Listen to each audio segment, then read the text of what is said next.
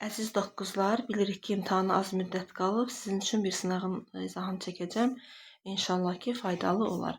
Başlayaq birinci sualdan. Birinci sualda bizə deyir, çoxluq verilib. A çoxluğu ilə B çoxluğu verilib. Onların kəsişməsi 3-dür deyir. Birləşməni soruşur bizdən. Deməli, çoxluğu bilirik ki, Venn diaqramı ilə həll edirik. Yəni, bu tip misalları Venn diaqramı ilə həll edirik. Bu olsun A çoxluğu, bu da olsun B çoxluğu. Bizə deyir ki, B çoxluğunun sayı 7-dir, amma kəsişməsi 3-dür. Deməli, kəsişməni ortada yazırdıq.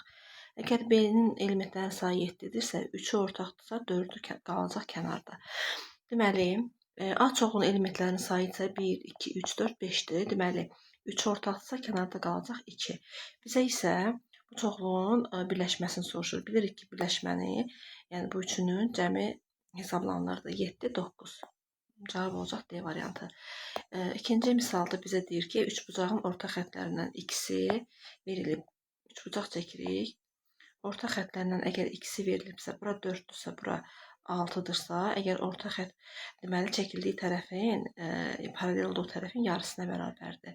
Əgər bura 6-dırsa, bura olacaq 12. Bura 4-dürsə, bura olacaq 8. Bizdən üçüncü tərəfi tapmaq soruşur və perimetrinin ən böyük qiymətini soruşur. Üçbucaq bərabərsizliyinə görə x-ımız kiçik olacaq, deməli 12 ilə 8-in cəmindən, yəni 20-dən. Böyük olacaq bunların fərqinə, yəni 4-dən. Bizə də ən böyük qiymətini soruşur. Ona görə x-in ən böyük qiyməti 19 tapacam. Deməli, perimetr isə 12, üzərinə gəl 8, üzərinə gəl 19. Onu da hesablasam, cavab olacaq 39, yəni D variantı. Növbəti sualda bizə tənnin köklərinin cəmini soruşur. Ən yaxşısı bunu gəlin. Əslində 2 yolla həll edə bilərik. Bir dəfə modulu müsbət açıb, bir dəfə də modulu mənfi açıb buradan həll edərik. Ya da kvadrata yüksəldib tapa bilərik. Gəlin bir dəfə mənfi açaq. Bir dəfə olduğu kimi açaq. Hər tərəfi 3-ə vursaq. Deməli, olacaq x çıxılsın 12 bərabərdir 18. Buradan x-ın 30 olduğunu gördük. Bu x 1-dir. İkinci dəfədə x bölünsün 3 çıxılsın 4 bərabərdir mənfi. Yenə hər tərəfi 3-ə vururam, kəsirdən azad olmaq üçün. Bunlar getsə, qalacaq x çıxılsın 12 bərabərdir mənfi 18. X da bərabərdir 12 keçəndə digər sağ tərəfə olacaq mənfi 6. Bizdən də mənfi 6 ilə 30-un cəmini soruşur. O da eləyəcək 24, yəni A variantı.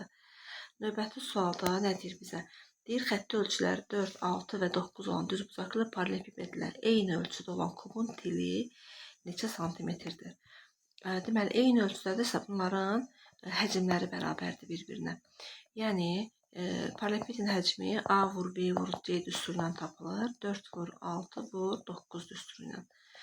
Deməli, 4-ü 6-ya vursaq 36, onu da 9-a vursaq, deməli, 54, 27, deməli, eləyəcək 324. Yəni, kubun da, deməli, həcmi isə A kubudur, o da eləyəcək 324. 324-də, 324, baxaq, nəyin kubudur? 324 6 vur 6 vur, yox. Kubun teli neçə santimetrdir? Düzmə hesabladıq biz. 4 vur 6 vur. Yox, səhv hesablamışıq. Yəni 324 eləmir. Bu eləyəcək, deməli, üzrü sayın böləcək 216. Biz də bilirik ki, 216 nəyin kubudur? 6-nın kubudur. Yəni uyğun variantımız, doğru variantımız C-dir. Bizə deyir ki, kitabın 20%-ni və əlavə 240 səhifə oxudu. Kitabın 20%-i, yəni 0,2 x plus 240 səhifə oxudu. Amma deyir, oxunmamış elə kitabın yarısı qaldı. Yarısı da onun 50%-idir. Yəni 0,5 x-imiz qalıb. İndi buradan hesablasaq 0,3 x bərabərdir 240. X da bərabərdir. Deməli, 2400-ü böləcəm 3-ə eləyəcək 800. Kitabın 800 səhifəsi var imiş. Trapesiya çəkək bir dənə. A, B, C, D trapesiyası. Bizə deyir ki, bucaq ABC ABC. Bu bucaq bucaq ACD-yə bərabərdir. Deməli ABCD ACD AC onda deməli buradan bir diagonal çəkilir. Bu bucağa bərabərdir. Bizə BC tərəfini 8, AC tərəfini 12 verir. Bizdən AD-ni soruşur, yəni X-i soruşur. Biz bilirik ki, trapesiyanın buradan çarpazlığa görə bura alfadırsa, bu bucağımız olacaq alfa. Deməli, yerdə qalacaq beta, digər tərəfimizdə əgər oxşardırsa, beta bucağı alınır. İndi biz burada nəyi tapmalıyıq? AD-ni, yəni X-i tapmalıyıq. Bucağın qarşısındakı tərəfin X-in digər bucağın tərəfində, yəni 12-yə nisbəti bərabərdir. Başqa nəyi götürək, bir dənə baxaq.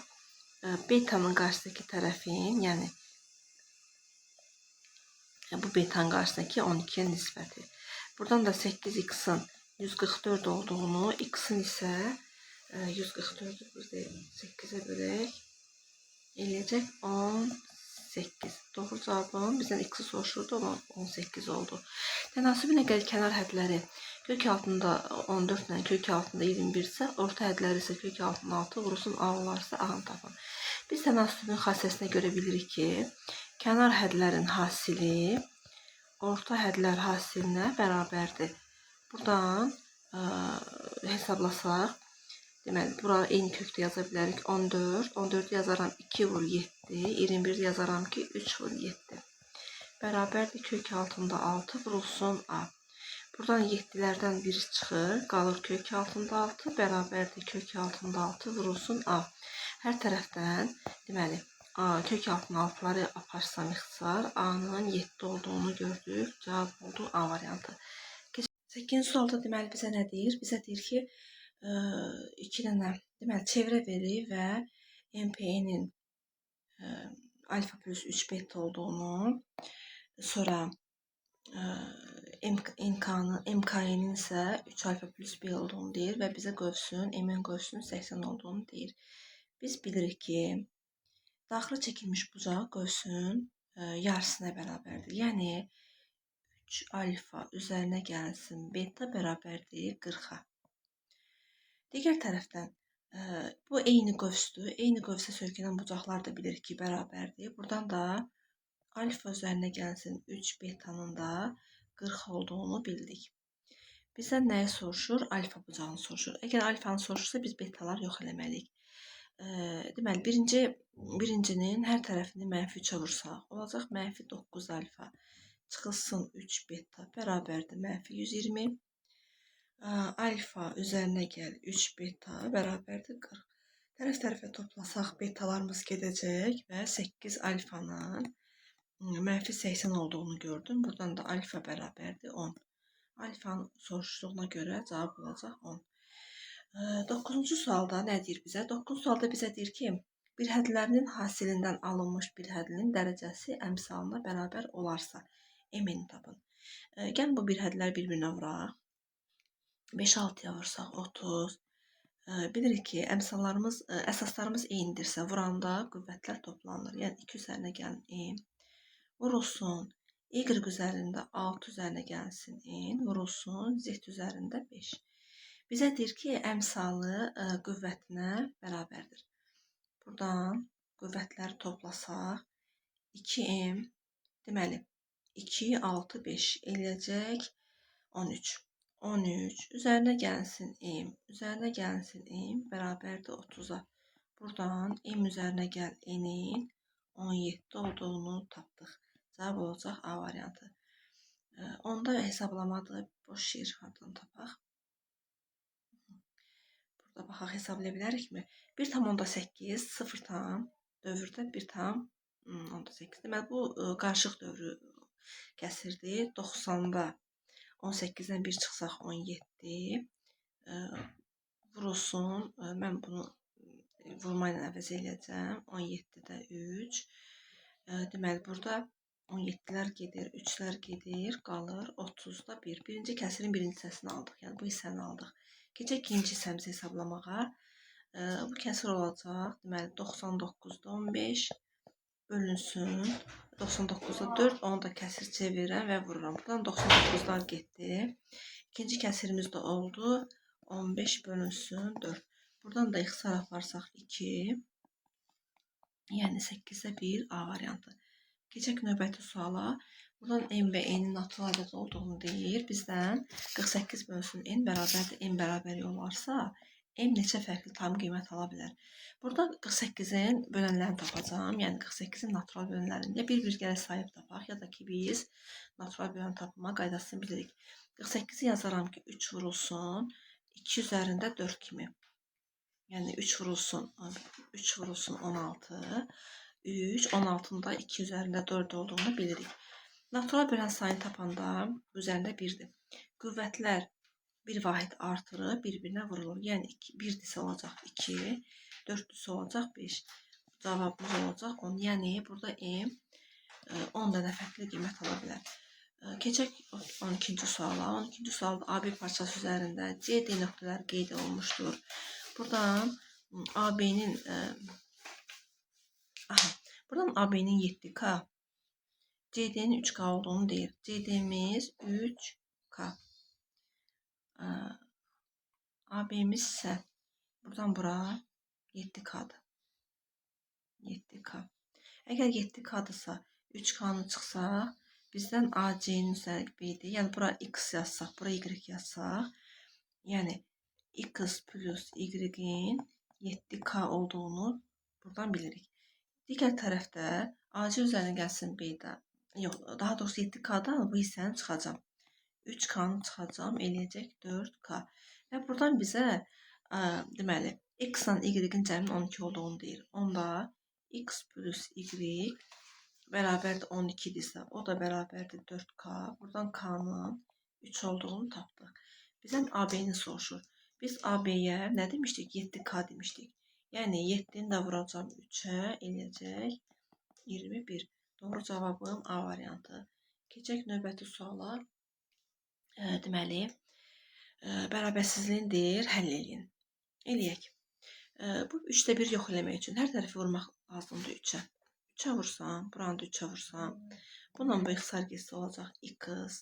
Kiçik x-in kvadratı kiçik bərabərdir 9'dan. 9'u keçirsəm digər tərəfə olacaq kiçik bərabərdir 0. Bu da bilirik ki, kvadratlar fərqi düsturudur. Bir dəfə toplaması, bir dəfə çıxması. Kiçik bərabərdir 0. Ədəd oxu çəksək, -3 özdə bu qiymətləri alır. Yəni daxildir. İnterval çəksək, müsbət, mənfi, müsbət. Bizdən də kiçikləri soruşur. Yəni -3 və 3 aralığı. O da olacaq doğru cavabım C variantı. İfadəsinin qiymətini hesablayın. Buradan əgər mən bunu 12'ni yazsam 2 vurulsun 6 vurulsun 8. Mən buradan görürəm ki, bu iki ədlinin deməli fərqinin kvadratı düsturudur. Yəni 6 çıxılsın 8'in 4 kvadratıdır. Aşağıda da 26 çıxılsın 24. Mən bunu kvadratlar fərqini açaram. 26'dan 24 çıxaram. Bir dəfə də 26'nın üzərinə gələrəm 24. Bərabərdir. 6'dan 8 çıxanda -2. -2'nin kvadratı olacaq 4. 26'dan 24 çıxanda qalacaq 2. 26'nın üstünə də 24 gələndə eləyəcək 50. 50'ni 2'yə vursaq 100. Onu da 4'də 100'ə bölsək 0,4. B variantı. Keçək 15-ci suala. Uşaqların ən çox çətinlik çəkdiyi kater məsələlərdir. Bizə deyir ki, kater axına qarşı bu çaydır, bu da üzərində bir katerdir. Axına qarşı əgər gedirsə, biz bilirik ki, sürətlər toplanılır. Axına qarşı, daha doğrusu axın istiqamətlə gedirsə sürətlər toplanılır. Axına qarşı, yəni əksinə gedirsə sürətlər çıxılır. Bizə də deyir ki, axına qarşı 20'dir. Yəni katerin sürətindən çayın sürətini çıxmışam eləyib 20. Axınla birgə, yəni axın istiqamətdə isə 32'dir. Yəni katerin sürətindən çayın sürətini toplamışam olub 32. Bizdən də nəyi soruşur? Çayın sürətini soruşur. Çayın sürətini soruşduğuna görə bunları tərəf-tərəfə çıxsaq, və ya da ki toplasaq tərəf-tərəfə 2V kater bərabərdir. Bunlar gedəcək olacaq 52. Buradan katerin 26 olduğunu tapdıq. 26 olduğunu tapdıq. Əgər katerim 26-dırsa, V çayı, yəni 26-dan çıxacam. V çayı 20 eləyəcək. Yəni 26-da mən 6 çıxsam, olar 20. Doğru cavabım C variantı. Bir xarici bucaq 40 dərəcə olan düzgün çoxbucaqlının diaqonallarının sayını tapın. Biz bilirik ki, xarici bucaq əlifba bərabərdir 360 bölünsün n düsturu ilə tapılır. Əgər xarici bucağım 40-dırsa, buradan n-in 9 olduğunu gördük. Əgər n-imiz 9-dursa, diaqonallar sayı deməli n vur n çıxılsın 3 bölünsün 2 düsturu ilə tapılır. Yəni 9 vurulsun 6 bölünsün 2, o deyiləcək 27. Doğru cavabım 27. 17-yə bir dən baxaq. Ədəd ortası 20 olan 3 ədədə ədəd ortası 20-dirsə, bu 3 dənə ədədin cəmi olacaq 60. Və buna cəmi 20 olan 2 ədəd əlavə edirəm. Üzərinə gəlirəm 20. Toplasam olacaq 80. Mənə deyir ki, bu axı 5 dənə ədəddir. Deyir, bunu ədəd ortasını tapın. Biz bilirik ki, ədəd ortanı tapanda cəmi bölürük onların sayına. 80-i də 5-ə bölsəm 16. Doğru cavabım 16. İndi bizə deyir ki, funksiya verir və funksiyanın üzərində nöqtələr verilir. Bizdən F2-ni soruşur.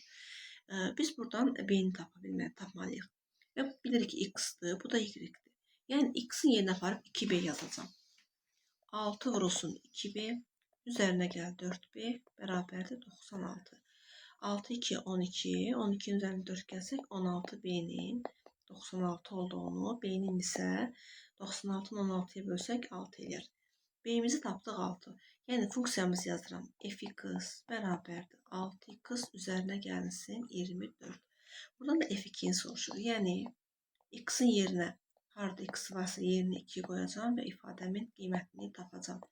12, 24 eləyəcək 36. Keçək 19-cu suala. Bu sualları həll etmək üçün ya köməkçidən istifadə edəcəm, ya da ki, kvadrata yüksəltməklə tapa bilərəm. Burada olacaq a-nın kvadratı, üzərinə gəlib 1 bölü a-nın kvadratı, çıxılsın 2ab, yəni 2. Çünki 2ab bunlar ixtisar gedəcək. Bərabərdir 16. Buradan a kvadratı, üzərinə gəlib 1 bölü a kvadratının 18 olduğunu tapdıq. Doğru cavabım 18. Keçək 20-ci suala. Baxaq, nə deyir bizə? Aha, ifadəsinin qiymətini deyir, tapın. Modul ifadədir. Biz modulun içərisinin mənfi və ya müsbət olduğunu tapmalıyıq. Onun üçün kök altında deməli, bu olacaq 25, bu da olacaq kök altında 20. Deməli, mənim ifadəm müsbət açılacaq. Yəni, olduğu kimi 5 çıxılsın 2 kök altında 5. 20-ni də mən 4 vurulsun 5 kimi yazıb, oradan 2 kök altında 5 olduğunu bildim. Və buradan biri mənfi, biri müsbət olduğuna görə islah olundu. Cavab oldu 5. Keçək digər misalımıza. Paralel köçürmə nəticəsində A nöqtəsi keçib olub, deməli, A-nın 4,8 nöqtəsi olub mənfi 2, 10 nöqtəsinə.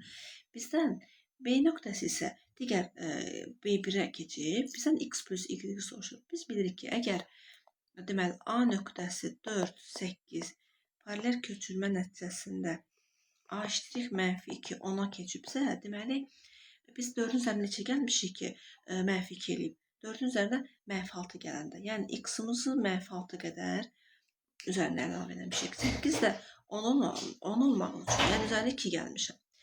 Yenə eyni ifadədə B-ni yazıram 13, 6. B iştirixə, yəni x, y-ə keçir. Buradan x-ın 13-ün üzərinə mənfi 6 gələndə eləyəcək 7. 6-nın üzərində 2 gələndə eləyəcək 8. Yəni y-imiz olacaq 8. Bizdən də x-ın, y-in cəmini soruşur. O da olacaq 15. Ətraflı yazılan suallara keçək. Görək buralarda bizə nə deyilir. Deməli, 22-ci sualda bizə deyir ki, diametri AC olan yarım dairə verilmişdir. Yarım dairənin radiusu 13-dür. Deməli, buradan yarım dairənin radiusunun 13 olduğunu bizə deyir. Və sonra deyir ki, AB-imiz 10-dur. Bura 10-dur. Onda fiqurun sahəsini deyir bizə tapın. Yəni, biz yarım dairə ilə üçbucağın, bax bu üçbucağın, düzbucaqlı üçbucağın sahəsi ilə yarım dairənin sahəsini hesablasaq, biz alınmış buradakı fiqurun sahəsini taparıq. Bura oldu ümumi uzunluğu deməli 26, 26, bu da 10. Deməli biz digər kateli tapmalıyıq. 26'nın kvadratından çıxsam 10'un kvadratını 26, 10, deməli 13, 36. Aha. Deməli cavabımız olacaq 24. Yəni BC-nin 24 olduğunu biz tapdıq. İndi biz nə edək? Dairənin sahəsini tapaq. Biz bilirik ki, dairənin sahəsi pi r kvadratıdır. Amma bu yarım dairə olduğuna görə böləcəm 2-yə. Yəni 13'ün kvadratı 169 vurulsun 3 bölünsün 2. Buradan 169'u 3'e vurup 2'ye bölsək 169 vurulsun 3 bölünsün 2. 253,5 olduğunu 253,5 olduğunu tapdıq. İndi deməli üçbucağın sahəsini tapaq. 10 vurulsun 24 bölünsün 2. Bu da eləyəcək 120. 120. 120 ilə də 253,5'i toplasaq eləyəcək 373,5. Doğru cavabım budur. Keçək 23-cü suala. Deyir Nəzrin 1-dən 50'ye qədər, yəni 1 və 50 daxil olan bütün ədədlərin eyni ölçülü kartları kəsib torbaya atır. Və Nəzrin torbadan çıxardığı bir ədədin 3'e bölünən cüt ədəd olması hadisəsinin ehtimalını tapın. Biz bilirik ki, 1-dən 50'ye qədər ədədlərin sayı 50'dir. Yəni necə tapırdıq? Sondan əvvəli çıxırdıq, üzərinə 1 gəlirdik. Birlər gedir, qalır, cavab 50. Və 3'e bölünən cüt ədəd olması üçün 6'dan başlamalıdır. 6, 12 və sair getdi, oldu 48'e kimi. Yenə də eyni qaydada sayı tapmalıyım. 48'dən 6'nı çıxıram. Bölürəm 3'ə, üzərinə 1 gəlirəm. Deməli 42, 3'ə 14 və 15 dənə olduğunu gördüm. 50'də 15. Və hər tərəfi 5'ə bölsəm olacaq 10'da 3. Yəni doğru cavabım 0,3. ABC düzbucaqlısında BM və AC BM AC-yə perpendikulyardır. BM-in 6 olduğunu deyir. AM MC'nin 27 deməli AM-in 27 12x MC'nin 27x olduğunu bizə deyir. Bizə SABC'nin deyir. Əvvəlcə biz buradan x-ları tapmalıyıq. Bunda deməli düzbucaqlı üçbucaqda düzbucaq təpəsindən çəkilmiş hündürlüyün bir xassəsi var edir. 6'nın kvadratı bərabərdir 12x vurulsun 27x-a. Buradan deməli 12x'in kvadratı vurulsun 27'nin 36 olduğunu bildik. Buradan ixsalarımızı aparsaq 3, bundan da bu getsə 1. Deməli x kvadratı bərabərdir 1 bölünsün 9. Buradan x-in 1 bölünsün 3 olduğunu tapdıq. Əgər x 1 bölünsün 3'dürsə, onda tərəflərimi taparam. Deməli 12'nin 3'də 1 hissəsi olacaq 4. 27'nin 3'də 1 hissəsi olacaq 9. Və buradan 2 dənə üçbucaq görürük də. Bir bu üçbucaqdır, bir də bu üçbucaqdır. Yəni biz buradan düzbucaqlı üçbucaqlıq və yaxud da ki tərəf onu çəkilmiş hündürlüklə tapa bilərik. Deməli hündürlüyümüz 6'dır. 6 vurulsun tərəfimiz olacaq 13 bölünsün 2. Və bu S1'dir, bu da olsun S2. Eyni üçbucaqlardır. 2'yə vursam doğru cavabı taparam. Yəni 6'nı da 13'ə vursam eləyəcək 78. Bugünlük bu qədər. İnşallah ki sizin üçün faydalı olar.